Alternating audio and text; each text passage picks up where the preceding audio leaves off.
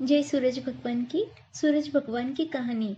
एक समय की बात है, एक गांव में माँ बेटी रहती थी। माँ गाय चराकर अपना निर्वाह करती थी। चैत्र का महीना आया, सूरज लौटाकर रविवार आया। माँ ने बेटी से कहा, आज मेरे और तुम्हारे लिए 2 रोटियां बना लेना, मैं गाय चराकर आती हूँ। इसके पश्चात दोनों पूजा करेंगे। बेटी ने ऐसा ही किया।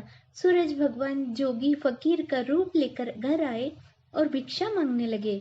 तब बेटी ने माँ की रोटी में से एक टुकड़ा निकालकर जोगी को दे दिया। माँ गाय चराकर जब घर लौटी तो देखा कि उसकी रोटी खंडित है।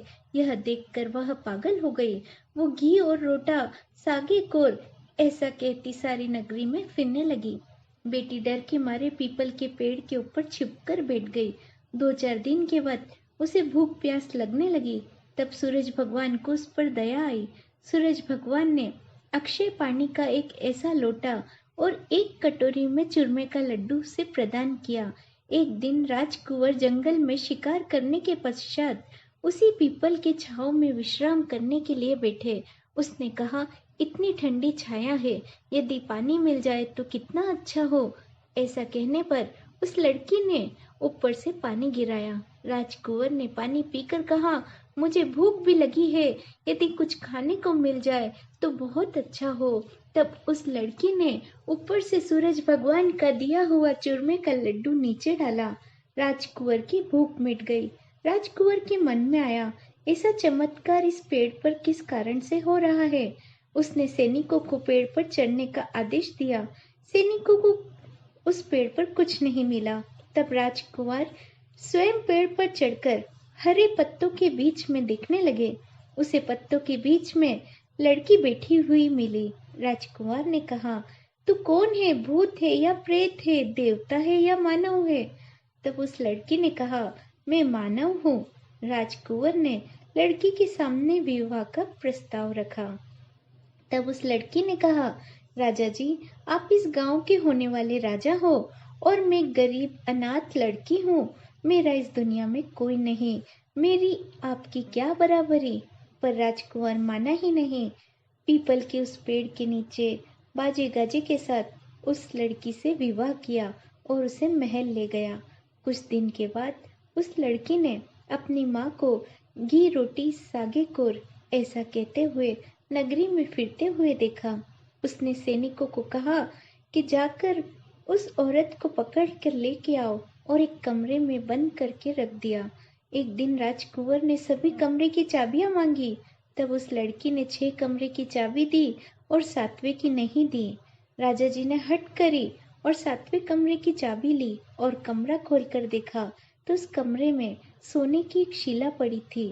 राजा जी ने रानी से पूछा, यह क्या चमत्कार है?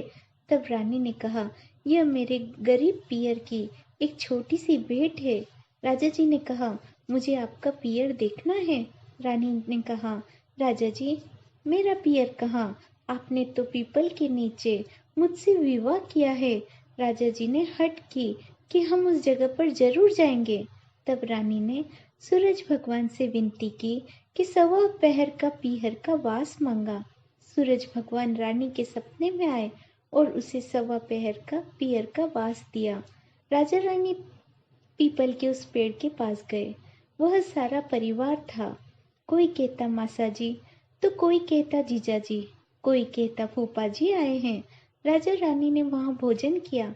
राजा को रानी का परिवार देखकर बहुत खुशी हुई। रानी घर चलने को कहने लगी। तब राजा कहने लगे, जाने का जी नहीं करता, यहाँ पर बहुत अच्छा लग रहा है, बहुत आनंद आ रहा है। रानी ने बच्चों को रुलाया और कहा कि यहाँ बच्चे रोते हैं, रहना मुश्किल है, जल्दी चलो।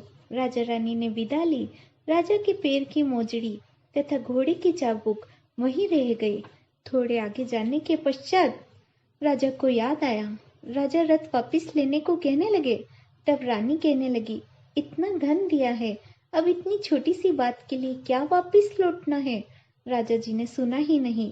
वापस लौटने पर उन्होंने देखा कि पेड़ के नीचे मोजड़ी पड़ी है और घोड़े की चाबुक पेड़ पे लटकी पड़ी है। पत्तलें जमीन पे पड़ी है और वहां कोई परिवार ही नहीं था।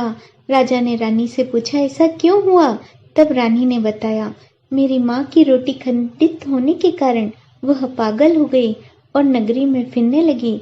मैंने उन्हें एक कमरे में बंद करके रखा था।